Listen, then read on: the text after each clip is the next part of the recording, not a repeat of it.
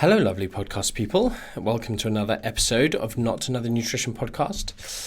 This episode is kind of a listener prompted episode, and I'm going to talk to you about choosing the mentality, maybe more than the actual kind of calculation side of choosing an appropriate calorie deficit.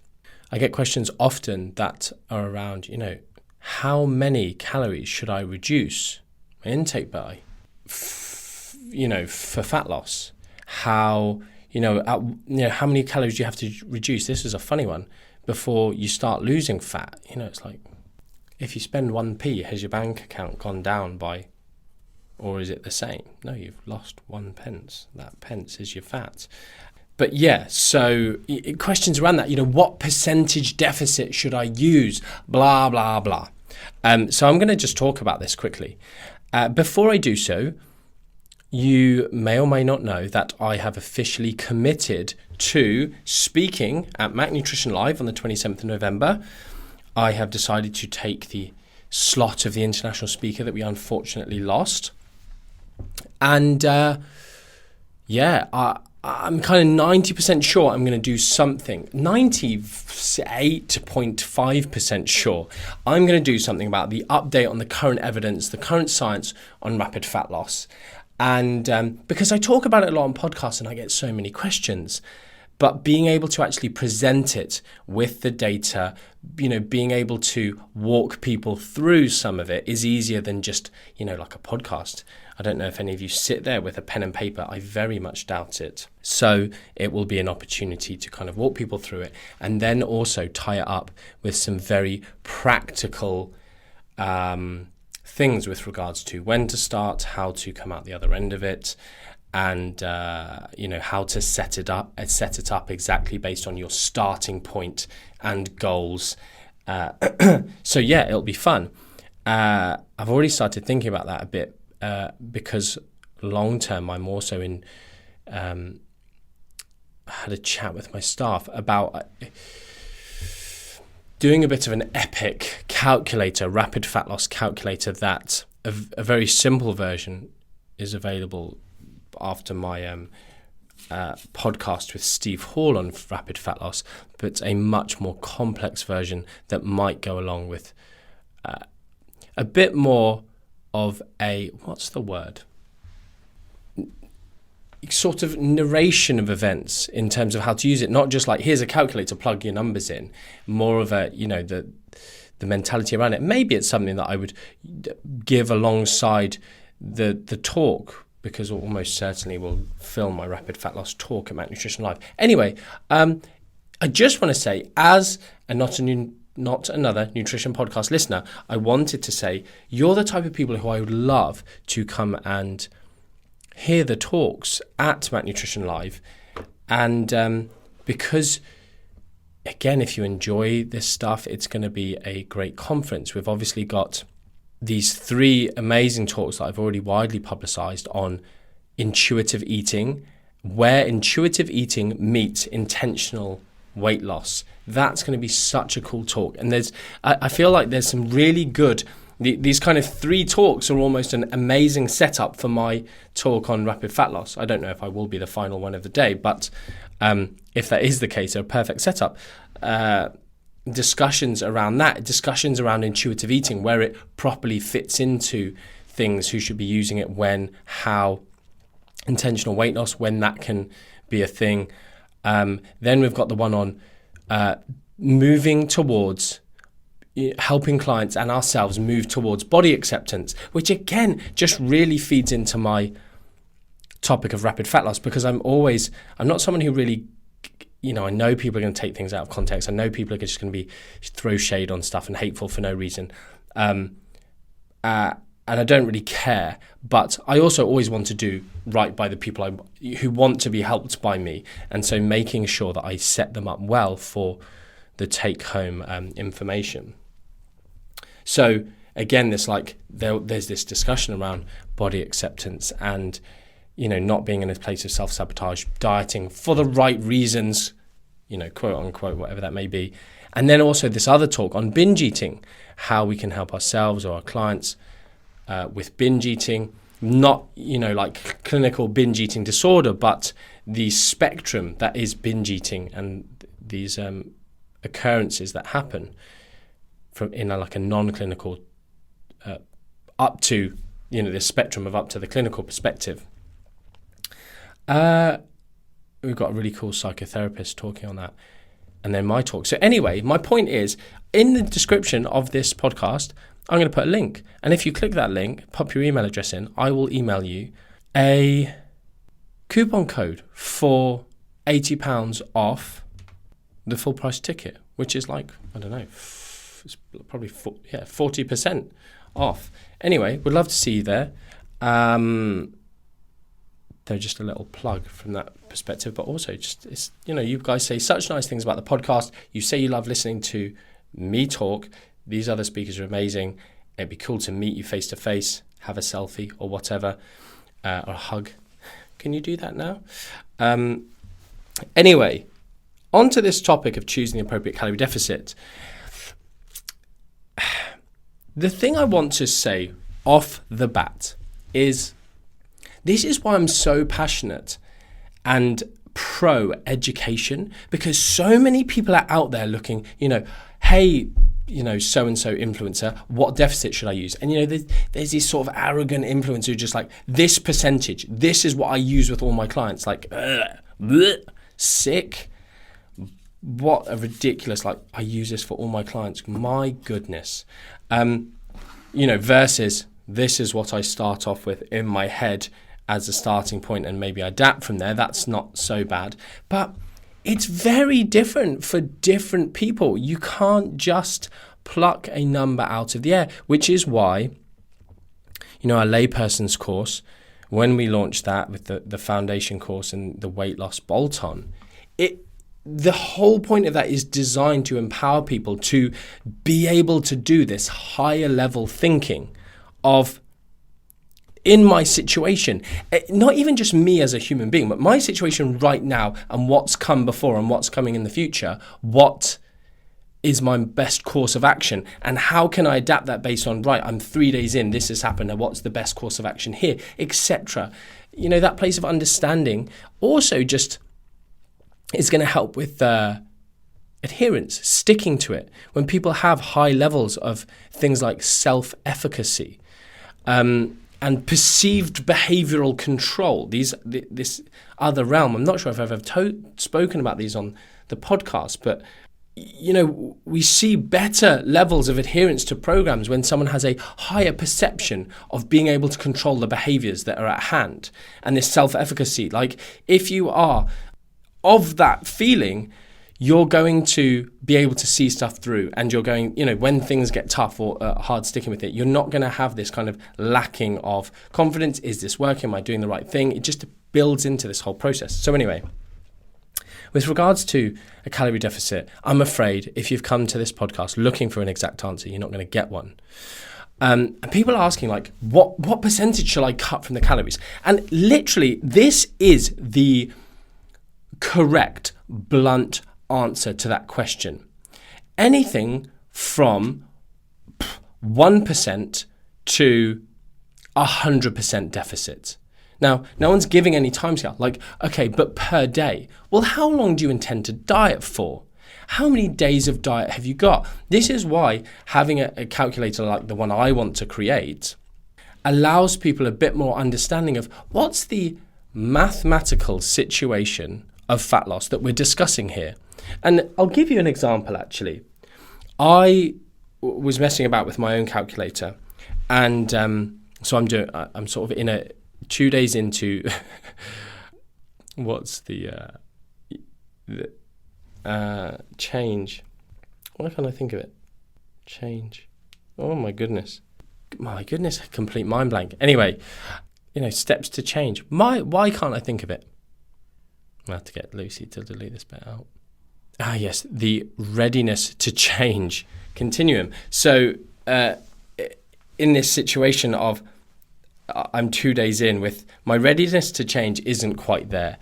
I'm starting to make a few if someone's taking up running, it's like readiness change. I bought the running shoes, and so I'm going to do actually a podcast on the eat as little as you can realistically maintain diet. And so in that scenario, I'm just kind of just dipping my toe in on the first couple of days. I wasn't feeling too good, been a bit busy, and but it's actually just a really nice stepwise way of me getting into my rapid fat loss phase of where I'm going to be consuming anywhere from, say, 900, 1,000 to 1,600 calories. But in this instance, I'm messing around with these numbers, right?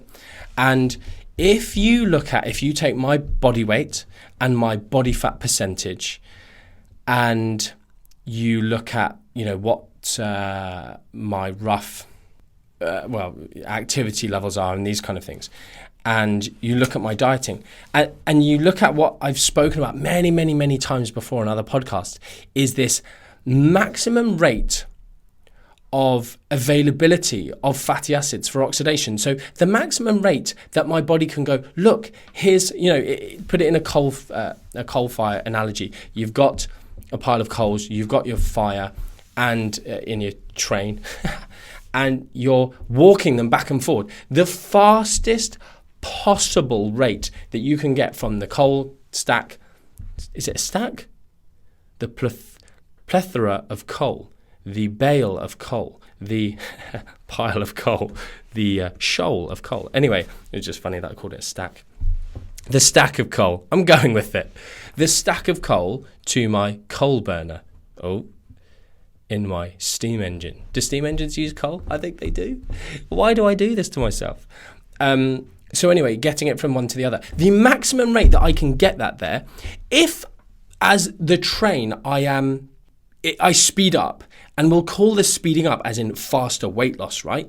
If I speed the train up, I can, quick, get more coal. There's a rate limiting there of like just how quickly I can get the coal there. So either, and if we call the speed of the train fat loss, the fat loss is just not going to speed up. I can't go any faster on my steam train if I don't have the coal to heat the water, to make the steam that makes the wheels go round. I actually have no idea about the engineering or process of how steam engines work. So I'm just going to hope that I'm on some sort of track, pun intended, not intended. My point being is you can't just, there's this rate limiting thing, okay? So at that point in the human body, when I have no more coal, I start burning other stuff.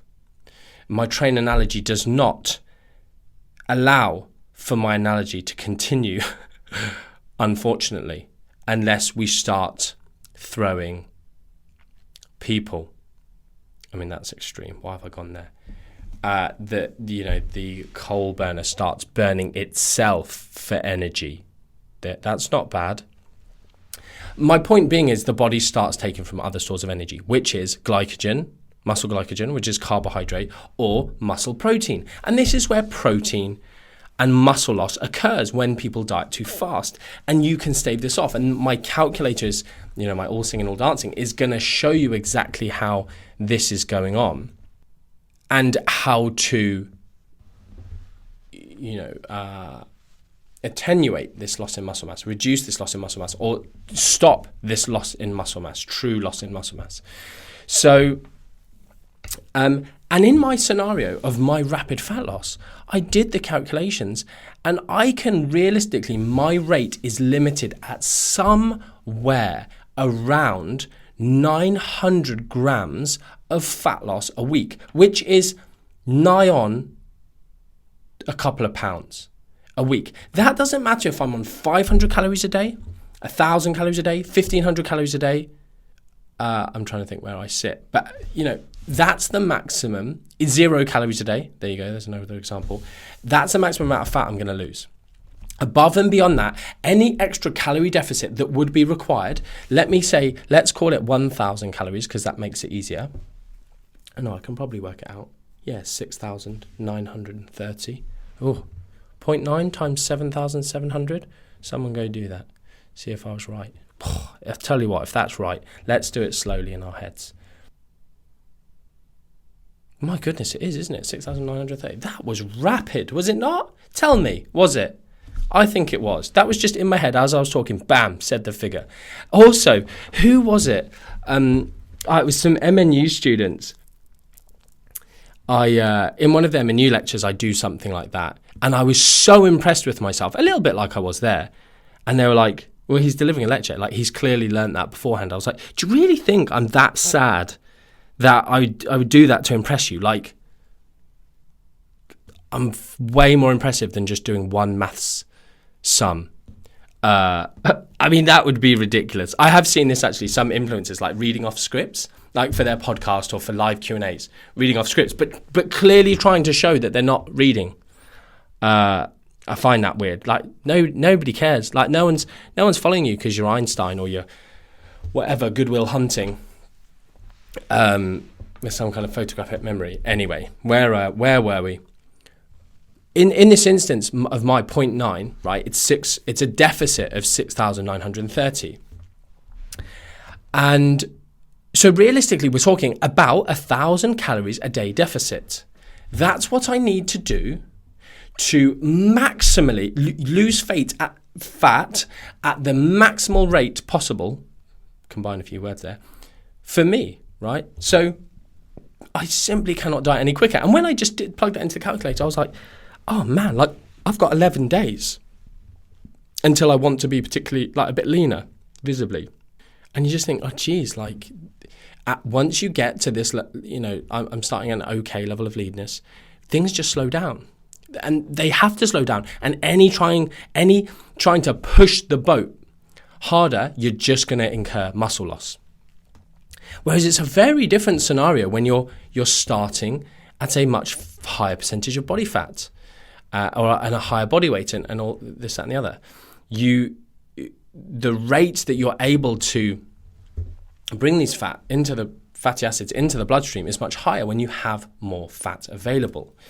There's also other things that, unfortunately, the research, the literature hasn't given us any insight on. So, anything like caffeine, for instance, which increases lipolysis. So maybe we can etch out a little extra, maybe, and things like that we just don't understand yet.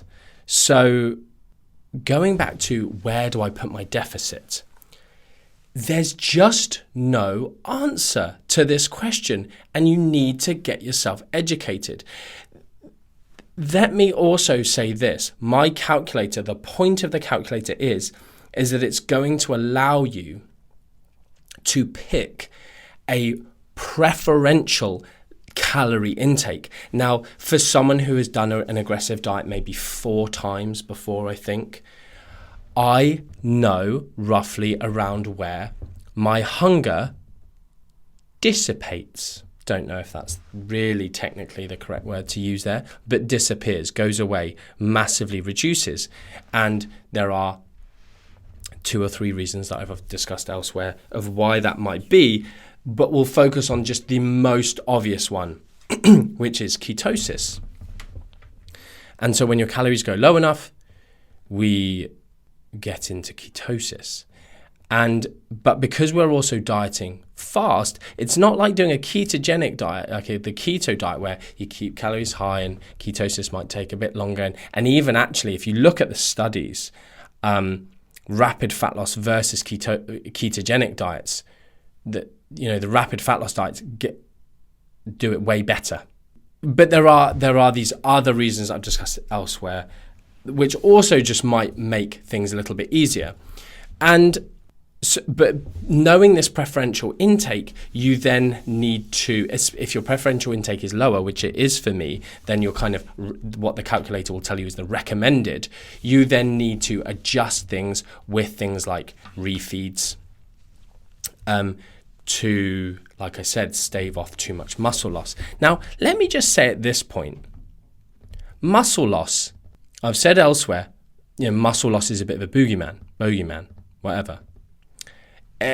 it doesn't happen as much as people claim. Oh, I lost so much muscle. You didn't. You just had more body fat than you thought you did. You thought you were more jacked than you were. But secondly, regaining lost muscle mass is so easy. In fact, there's 3 elements to this. Measurement of muscle mass via a DEXA scanner will often show muscle loss when it really isn't their muscle loss. It's just reducing muscle volume through the reduction in carbohydrate, which has water and provides part of your muscle volume, muscle glycogen, and it will show up as muscle loss, and it's gone as soon as you add carbs back in. That fake muscle loss. But even real muscle loss, we can get that back. We know this, like muscle memory from injury when you get muscle loss related to that. So, and as well, how many of us are realistically caring about the absolute pinnacle of our physique? If you are dieting and you have a show date for a physique competition or bodybuilding competition, yes, it's a different question. You can still use these protocols, but it's a different question you're discussing there. But outside of that, if you're doing it for not competitive reasons, you're just doing it for yourself, losing a teeny bit of muscle is irrelevant. And and as I say, you can just gain it back anyway. So where do you put your deficit? Just becomes this answer of where suits you. And really, do you have a good handle of what maintenance calories are for you? I mean, no one knows what maintenance calories are. I literally have to say this. Hi, Martin, should I do maintenance calories? This is my situation, blah, blah, blah, blah, blah. Should I? And I have to just respond. What do you think maintenance calories are? Like, what do you define as maintenance calories? Where are you, give me a marker in the ground of how that relates to this scenario. Because people say maintenance calories and they don't mean maintenance calories, and it's annoying. In fact, that needs to be a podcast. In fact, that needs to be my next podcast. What is maintenance calories? What is or what are? What are maintenance? What is maintenance? There you go. So, do you have a good handle on that? Where are you starting from? Are you starting from a hugely metabolically adapted standpoint? How nourished is your body? Like, it's a bit of a namby-pamby word, nourished, right? But just with everything we are learning about gut health, for instance, this is why ketogenic diets tend to be rubbish, because they last so long. Lots of people are like, oh, this is how I live now. And just the impact that has on the reduction in dietary variety. And I said previously, actually, I remember ages ago, I never did this. Geez, it's probably on my notepad here somewhere, about dietary fiber variety. And I said I'd do a podcast. I really should. Let me, Lucy, you'll be editing this, or whoever's editing it, just bring this up with me. I need to do that one. But it does impact that. And we know that there are super duper wide-ranging effects that the gut microbiota has on us as a whole physiological organism, like in terms of your mental health, but also stuff related to fat loss and metabolism. So it's also just a thing of lots of people just need to flipping stop. You've been doing stupid stuff for so long. It's not your fault necessarily, but you found my podcast and just listen now. Just flipping eat well. Stop being a gimp. Stop dieting. Eat well. Get some consistency in your life. Get some dietary variety in your life. Start eating some pulses and legumes, as I try to go on and on about every time I'm asked, what one nutrition tip would you give to people? And the final point is, what's your mental state like around food? What's your capacity to put yourself in a position of restriction? How stretched are you mentally right now? Do you have any real food triggers? Any, even non-food triggers, but the food is the medication, how you're medicating, based on this stress trigger or whatever it is. Do you need to go through a period that, giving the game away a bit, but just intuitive eating-esque mentality of just really, really, really giving yourself unconditional permission to eat. I think I've spoken about that on previous podcasts if you want to look it up. If you don't know where these things are, actually I might make it a point of saying this, like you can go on my website, use the search function of all the podcasts. Like it's hard to search iTunes, right? But you can go on my website and search this stuff. Are you ready to undertake something like this? Because it is extreme restriction.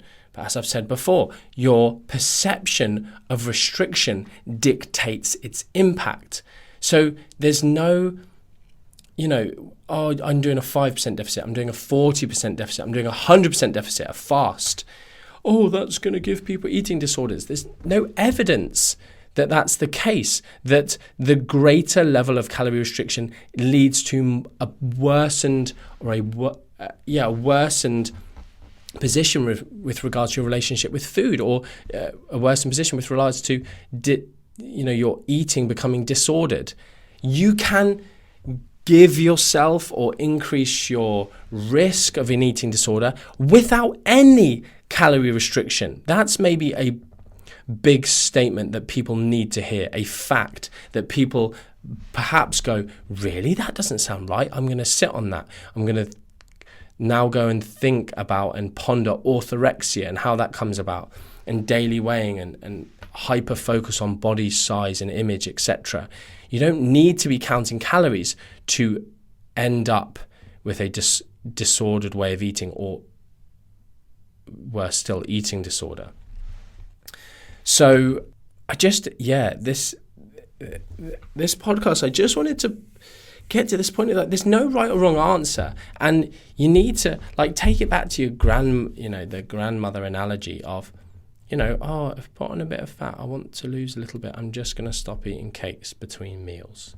Oh, look, I've done it. Now I'm going to add the cakes back in or whatever, and just maybe be a bit more mindful, or go do a few more walks. Simple, done.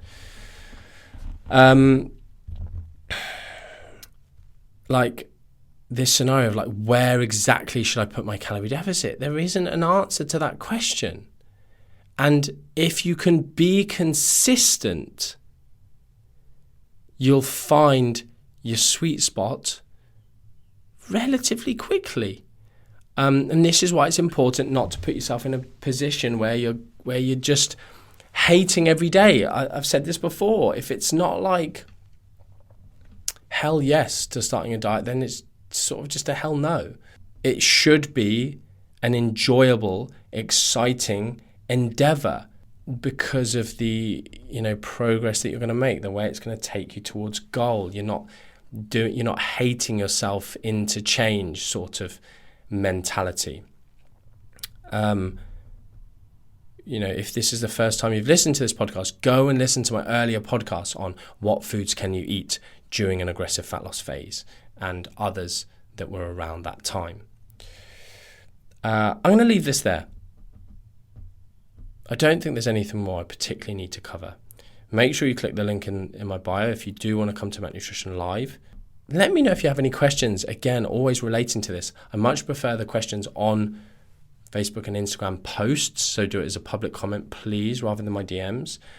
But of course, if you have bigger questions that arise from it, go on my website, martin-mcdonald.com/NANP for Not Another Nutrition Podcast. And there's the little form that you can just fill in for bigger questions that I check and helps me create podcasts for you. Right, until next time, and next time will be the maintenance one. What is maintenance? Or how do I know what my maintenance calories are? Or what maintenance calories is for me? Hopefully you enjoy that one. I'll get that done. Hope you're well. Much love.